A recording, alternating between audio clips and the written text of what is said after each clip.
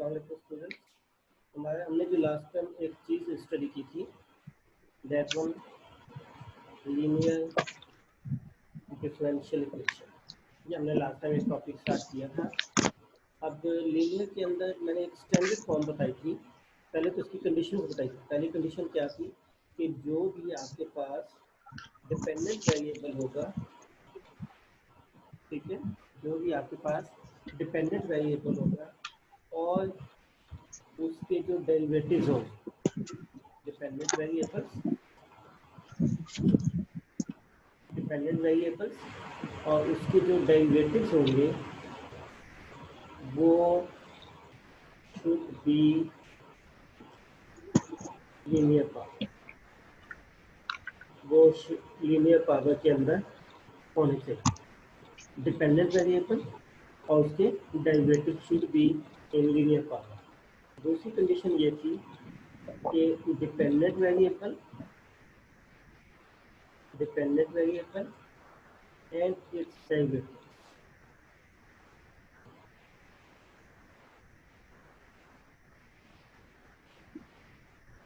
should not be in product form।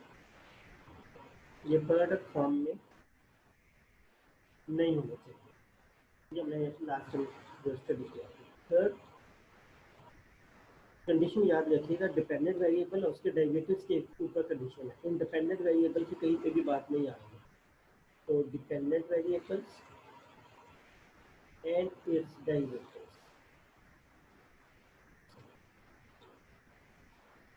should not be in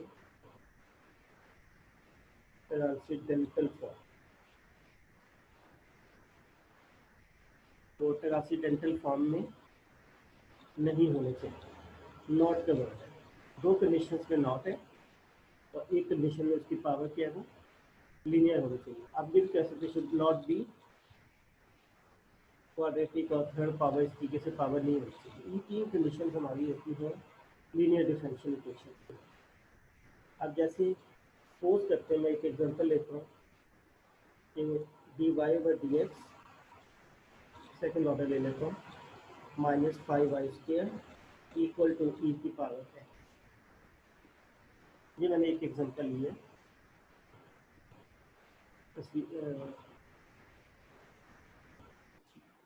हमारी जो condition है वो सारी की सारी डिपेंडेंट वेरिएबल और उसके डेरिवेटिव्स के ऊपर है। यहाँ पे देखें, d² y over D X square -5y² equal to E की पावर x। यहाँ पे देखें आपका डिपेंडेंट वेरिएबल ये वाला होता है, dy ओवर डी एक्स के अंदर y वाला डिपेंडेंट होता है, x वाला इंडिपेंडेंट होता है। और अगर इस तरीके से dy ओवर डी एक्स की शक्ल ना हो, ठीक है, जैसे क्वेश्चन इस तरीके से हो 3x² dx plus 5y² dy equal to 10, तो इसके अंदर तो हमें आइडिया नहीं होगा कि कौन सा इंडिपेंडेंट है कौन सा डिपेंडेंट है। तो जब दो वेरिएबल्स होते हैं तो ज़्यादातर y डिपेंडेंट होता है और x क्या होता है, इंडिपेंडेंट होता है। और अगर आपको ऐसे पता ना लग सके तो आप इसको क्या किया करें कि dy ओवर dx की फॉर्म में कन्वर्ट कर दिया। तो जब आप इसको dy ओवर dx की फॉर्म में कन्वर्ट करेंगे तो ये dy ओवर dx की फॉर्म में ऐसे बन जाएगा -3x² ओवर 5y। तो यहाँ से डिफरेंशियल फॉर्म से क्लियर ना हो तो आप इसको नेगेटिव फॉर्म में कन्वर्ट करके फिर बना लेंगे। तो ये हमारे पास एक डिफरेंशियल इक्वेशन है, इसके अंदर डिपेंडेंट वेरिएबल y है और उसका डेरिवेटिव जो है वो dy ओवर dx। तो कंडीशन अब वो सेकंड ऑर्डर भी हो सकती है, फर्स्ट ऑर्डर भी।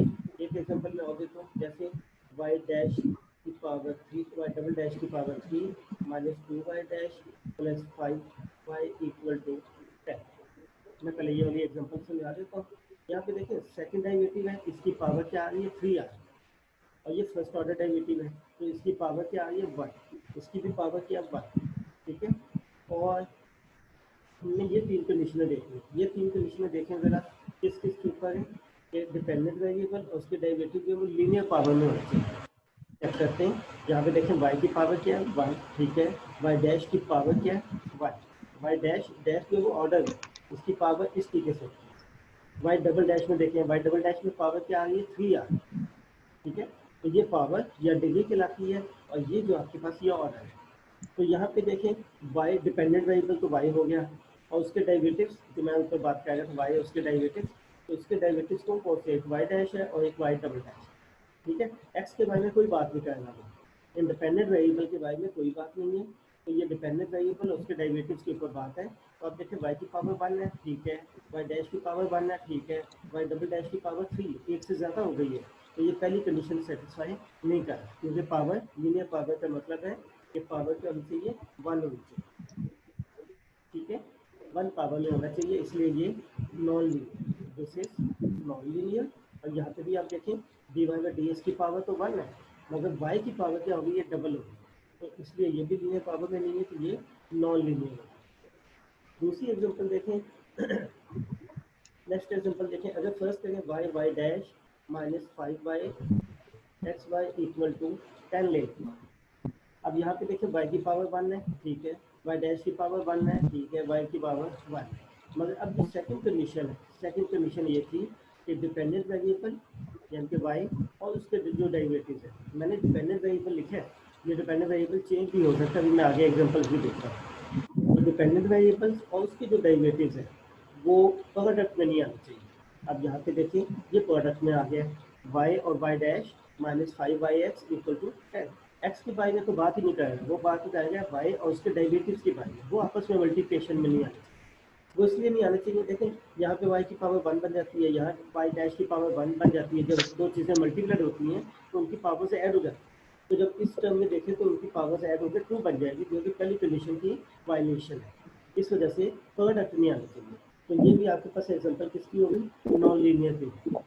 अच्छा, अगर मैं इस तरह की एग्जांपल ले लेता हूँ, फर्स्ट करें x Y dash minus 5 e की power x Y equal to x square minus 1। अब मैंने ये एग्जांपल ली। अब यहाँ पे देखें वाई डिपेंडेंट वेरिएबल है, वाई डैश इसका डेरिवेटिव है, अब ये दोनों की पावर क्या आ रही है, वन, बिल्कुल बात ठीक है। दूसरी बात क्या थी कि प्रोडक्ट नहीं होना चाहिए, ये दोनों प्रोडक्ट में नहीं आ रही। एक्स बेशक आ जाए, एक्स की तो बात ही नहीं होगी, इंडिपेंडेंट वेरिएबल की कोई बात नहीं होगी, we are talking about only dependent variable और उसके डेरिवेटिव्स की बात कर रहे हैं। तो यहाँ पे ये दूसरी कंडीशन भी सेटिस्फाई है। अभी तीसरी कंडीशन है वो अभी हम चेक करें। तीसरी कंडीशन क्या है कि डिपेंडेंट वेरिएबल और उसके डेरिवेटिव्स ट्रांसीडेंटल फॉर्म में नहीं होनी चाहिए। अब ट्रांसीडेंटल फॉर्म लास्ट टाइम भी मैंने बताई थी कि ट्रांसीडेंटल फॉर्म जो होती है, ट्रांसीडेंटल फॉर्म का मतलब होता है जैसे ट्रिग्नोमेट्रिक फंक्शन आ गए, एक्सपोनेंशियल आ गए, लॉगरिथमिक फंक्शन आ गए, ठीक है, इस तरह के फॉर्म में नहीं होनी चाहिए। जैसे ए की पावर वाई आ जाए, ठीक है, या लॉग ऑफ वाई डैश आ जाए, या sine of X Y dash आ जाए, वाई डबल डैश आ जाए, इस तरह की टर्म्स नहीं होनी चाहिए। वाई और उसके डेरिवेटिव जो है वो ना साइन के अंदर आना चाहिए, ना लॉग के अंदर आना चाहिए, ना एक्सपोनेंशियल के अंदर। एक्स आ सकता है, ठीक है, मैं बार बार बता रहा हूँ, there is no condition on independent variable, the conditions are only on dependent variable and its derivatives. Conditions y और उसके डेरिवेटिव्स के ऊपर है। तो ये ट्रांसीडेंटल फॉर्म इस तरह की शक्ल नहीं आनी चाहिए, ठीक है। अब यहाँ पर ये वाली एग्जांपल देखें, y की पावर 1 है, ठीक है, y डैश की पावर 1 है, ठीक है, पहली कंडीशन सेटिस्फाई करती है। दूसरी कंडीशन क्या है कि ये प्रोडक्ट में नहीं आने चाहिए, नहीं आए। तीसरी कंडीशन ये थी कि ये ट्रांसीडेंटल में नहीं आनी चाहिए, जिसमें ना साइन है, ना लॉग है, ना एक्सपोनेंशियल। इस वजह से ये जो इक्वेशन है, दिस वन इज लीनियर, ठीक है। तो ये हमारे पास एक लीनियर की एग्जांपल थी। इसी तरीके से कोई एग्जांपल ले लेते हैं लीनियर के लिए, y double dash minus 5y dash plus 6y equal to x cube. ये देखें, अब y और उसके डेरिवेटिव्स को देखें, ये y की पावर 1, y डैश की पावर 1, y डबल डैश की पावर 1, पहली कंडीशन सेटिस्फाई हो गई। दूसरी क्या थी, ये आपस में मल्टीप्लिकेशन में नहीं आने चाहिए, वो भी नहीं आ रहे। तीसरी क्या थी कि ये तीनों जो है y और उसके डेरिवेटिव जो है वो ट्रांसीडेंटल फॉर्म में, यानी कि साइन लॉग और एक्सपोनेंशियल में नहीं आने चाहिए, नहीं आ रहे। तो this is also example of leave. फिर मैंने लास्ट टाइम एक चीज़ बताई थी, स्टैंडर्ड फॉर्म, स्टैंडर्ड फॉर्म और nth ऑर्डर के अंदर इसकी मैंने स्टैंडर्ड फॉर्म बताई थी लीनियर डिफरेंशियल इक्वेशन की, वो ये थी an yn, ठीक है। जैसे आप देखें ये उस तरह की होगी जैसे x square minus 5x plus 1 हो क्वाड्रेटिक इक्वेशन, और इसकी स्टैंडर्ड इक्वेशन ये होती है x square plus b x plus c equal to 0। या आप ये भी कह सकते हैं a1 x square plus a2 x plus a3 equal to 0। तो ये जो a1 आते हैं या a2 आते हैं, ये क्या आते हैं, ये कॉन्स्टेंट्स होते हैं, ठीक है। यहाँ पे भी ये जो ए आ रहे हैं ये कॉन्स्टेंट भी हो सकते हैं, ये एक्स के फंक्शन भी हो सकते हैं।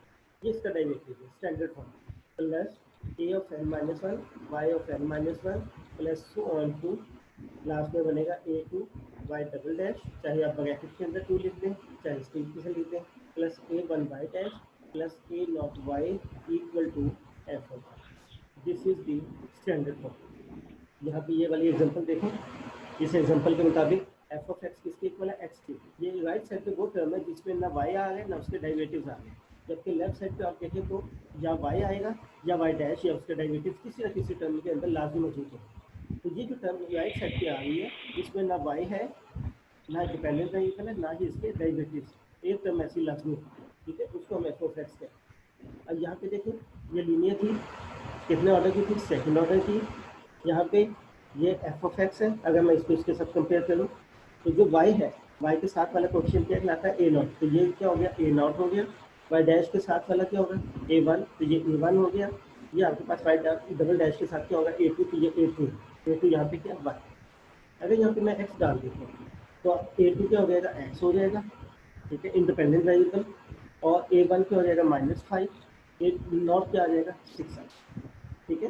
तो नोटेबल पॉइंट ये है कि एक टर्म ऐसी होती है जिसमें y या उसके डेरिवेटिव्स नहीं आते, और लेफ्ट साइड पे या बाकी जो टर्म्स होती हैं वो ऐसी होती हैं जिसमें y या उसके डेरिवेटिव्स मौजूद होते हैं हर टर्म के। तो लीनियर इक्वेशन में एक टर्म ऐसी है जिसमें ना y आएगा ना उसके डेरिवेटिव्स आएंगे, और बाकी सारी टर्म्स में क्या होंगी y और उसके डेरिवेटिव्स भी आएंगे। तो ये हमारे पास क्या है लीनियर डिफरेंशियल स्टैंडर्ड फॉर्म। और इसके अंदर बताया था कि ये कौन सी है, nth ऑर्डर की है, क्योंकि इसमें हाईएस्ट ऑर्डर क्या आ गया एन आ गया, इसमें हाईएस्ट ऑर्डर क्या आ गया सेकंड ऑर्डर आ गया। दूसरी बात ये है कि ये जो एज आ रहे हैं जितने भी ए एन माइनस वन से लेकर A two A one A not, ये सारे के सारे या तो कॉन्स्टेंट्स हो सकते हैं, कॉन्स्टेंट्स और फंक्शंस ऑफ एक्स, और एक्स यही नहीं है, ये इंडिपेंडेंट वेरिएबल हम लेते हैं, इंडिपेंडेंट वेरिएबल, ये वेरिएबल जो होता है वो इंडिपेंडेंट वेरिएबल का फंक्शन होता है। इसमें अब वाई डैश है वो किसके इक्वल होता है d y by d x, तो एक्स क्या हो गया इंडिपेंडेंट वेरिएबल। तो ये जो ए आ गए या तो ये कांस्टेंट होंगे या एक्स के फंक्शन होंगे। एग्जांपल ये वाली देखिए दोबारा, तो ये वाली वाई डबल डैश के साथ क्या आ गया एक्स आ गया, तो ये एक्स का फंक्शन हो सकता है। वाई डैश डबल डैश के साथ जो ए टू आ गया ये क्या आ गया एक्स का फंक्शन आ गया, जबकि वाई डैश के साथ जो कॉन्स्टेंट है वो फंक्शन जो है वो कॉन्स्टेंट, तो ये कॉन्स्टेंट भी हो सकते हैं ए जो है, और ये एक्स के फंक्शंस भी हैं, ठीक है। और एक इसके अंदर जो पॉइंट है याद रखने वाला कि इसमें दो बातें, एवरी टर्म हैज, यानी कि हर टर्म जो है has dependent variable and independent terms और डेरिवेटिव्स,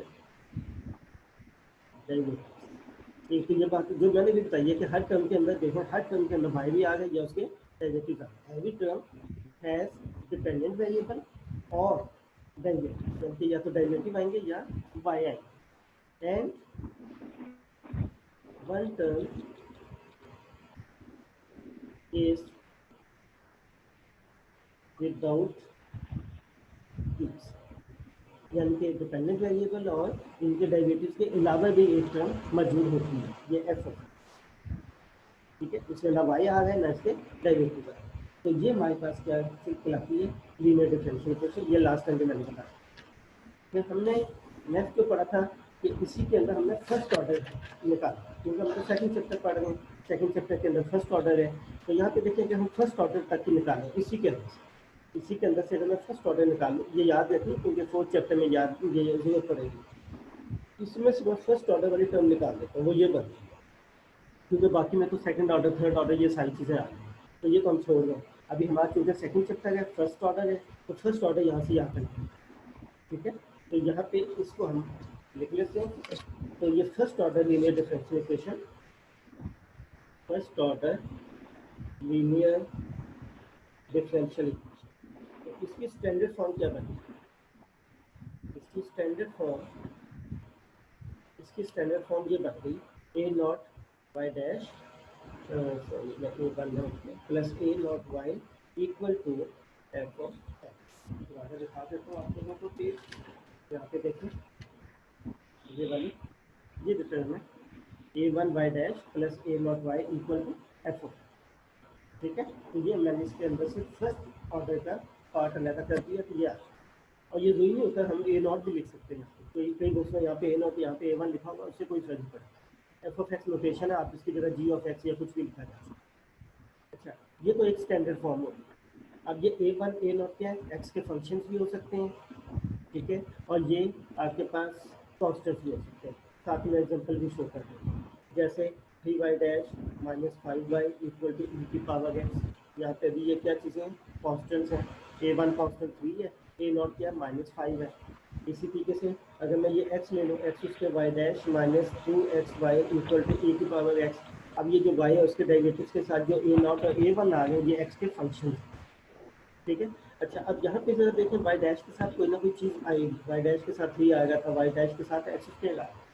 तो एक फॉर्म हम यहाँ से ये भी तो कर सकते हैं ना, कि अगर हम एक्स स्क्वायर से डिवाइड कर दें तो ये क्या बन जाएगा, ई ओवर एक्स वाई हो जाएगा, और ये बन जाएगा ई ओवर एक्स स्क्वायर। तो इन दोनों में क्या फ़र्क है, फ़र्क सिर्फ यही है कि ये जो टर्म आ रही है उसमें वाई डैश के साथ भी कोई ना कोई टर्म जुड़ी हुई है, जबकि यहाँ पे वाई डैश के साथ कोफिशिएंट क्या है, 1। बस यही फ़र्क है। इसके साथ जो एक्स स्क्वायर था उसको हमने डिवाइड कर दिया, तो ये वाली फॉर्म बन गई, यहाँ पे ये वाली फॉर्म। तो ये वाली दो फॉर्म आ गई जो हमने वहाँ से निकाली थी। अगर मैं इसी को ये वाला काम कर दूँ कि एक्स स्क्वायर से डिवाइड कर दूँ, तो इसका वाई डैश का कोफिशिएंट अगर मैं 1 बनाता हूँ, तो ये क्या बन जाएगा, y dash plus A not over a1 y equal to F of x over a1। ये बन जाएगा a1 से डिवाइड किया जैसा यहाँ पे मैंने डिवाइड किया है, ठीक है। तो ये शक्ल चेंज हो गई, ये भी शक्ल फॉर्म चेंज हो गई, यहाँ पे ई की पावर एक्स था, यहाँ पे ये चीज़ चेंज हो गई इस तरह से। अब मैं इनके नाम रख देता हूँ, ज़्यादातर इसका नाम जो है पी ऑफ एक्स के साथ चलता है, ठीक है। यानी कि ये जो टर्म आई है -2 ओवर एक्स, अब यहाँ पे अगर डिवाइड करते हैं तो -5/3 आता है। तो ये वाली चीज़ है वो एक्स का फंक्शन भी हो सकती है और विदाउट एक्स का फंक्शन भी हो सकती है। कांस्टेंट पे डिपेंड करता है, अगर ये कांस्टेंट है तो कांस्टेंट आएगा, अगर ये एक्स के फंक्शन है तो एक्स है। कोफिशिएंट्स की बात की मैंने पहले भी बताया था कि या तो ये कांस्टेंट्स होंगे या क्या होंगे, ये इसके इंडिपेंडेंट वेरिएबल के फंक्शंस होंगे। तो अगर मैं इसको देखता हूँ तो ये -2 ओवर एक्स बनता है, इसको मैंने नाम दे दिया P of x. P of x की ऐसी टर्म जिसके अंदर एक्स आ गया, और इसको मैंने नाम दे दिया पी ऑफ एक्स। तो ये हमारे पास दो स्टैंडर्ड फॉर्म बन गई। एक वो वाली स्टैंडर्ड फॉर्म है जिसमें कोफिशिएंट साथ जुड़ा हुआ था, और एक वो था जिसमें से कोफिशिएंट हमने 1 बनाया। तो ज़्यादातर हमारे पास ये वाली इक्वेशन यूज़ होती है। तो ऐसी लीनियर इक्वेशन कि जो इस तरह की फॉर्म में कन्वर्ट होगी वो लीनियर इक्वेशन होगी। और इसकी पहचान क्या होगी, ज़रा देखें पहचान क्या है, कि डिपेंडेंट वेरिएबल आया वाई और इसका डेरिवेटिव आया, डेरिवेटिव अकेला होगा, और जो डिपेंडेंट वेरिएबल है वो भी यहाँ पे होगा, दोनों की पावर्स 1। फिर वाई के साथ कोई ना कोई एक्स वाली टर्म होगी, और यहाँ पे भी एक्स वाली टर्म इंडिपेंडेंट वेरिएबल। अगर वेरिएबल में चेंज कर देता हूँ, ठीक है, फर्दर एग्जांपल देता हूँ कि अगर मैं डिपेंडेंट वेरिएबल चेंज कर देता हूँ, फर्स्ट करें मैं यहाँ कर देता हूँ z dash plus P of x z equal to Q of x. तो अब ये वही चीज़ है, डिपेंडेंट वेरिएबल क्या है z, ठीक है, इंडिपेंडेंट वेरिएबल क्या है x। तो उसको बनाने का तरीका क्या होता है कि ये डिपेंडेंट वेरिएबल आ गया सिंगल पावर के साथ, ये इसका डेरिवेटिव आ गया, फिर दोनों में दरमियान में प्लस लगाएं। इसका इंडिपेंडेंट वेरिएबल देखें कौन सा आता है, एक्स वाला आता है, तो यहाँ पे पी ऑफ एक्स लगाते हैं जेड के साथ, और राइट साइड पे भी क्या करते हैं एक्स, ठीक है। अगर मैं कहता हूँ कि आप लीनियर इक्वेशन बनाएं आर और थीटा के अंदर, वेरिएबल्स है आर और थीटा के अंदर, तो थीटा इंडिपेंडेंट वेरिएबल मैं कह देता हूँ, आर क्या कह देता हूँ डिपेंडेंट वेरिएबल। तो उसकी मैं कहता हूँ कि इक्वेशन बनाएं लीनियर इक्वेशन, तो खुद बना सकते हैं। इंडिपेंडेंट वेरिएबल थीटा है, डिपेंडेंट क्या आर है, तो हमने एक टर्म क्या लेनी है डेरिवेटिव वाली, और एक लेनी है डिपेंडेंट वेरिएबल। तो एक तो डिपेंडेंट वेरिएबल क्या आ गया, आर आ गया, फिर एक इसका डेरिवेटिव आ गया क्योंकि इंडिपेंडेंट थीटा है, दरमियान में क्या लगाया प्लस, फिर साथ डिपेंडेंट के साथ क्या लिखना है इंडिपेंडेंट का फंक्शन, और राइट साइड पे भी क्या लिखना है इंडिपेंडेंट का फंक्शन।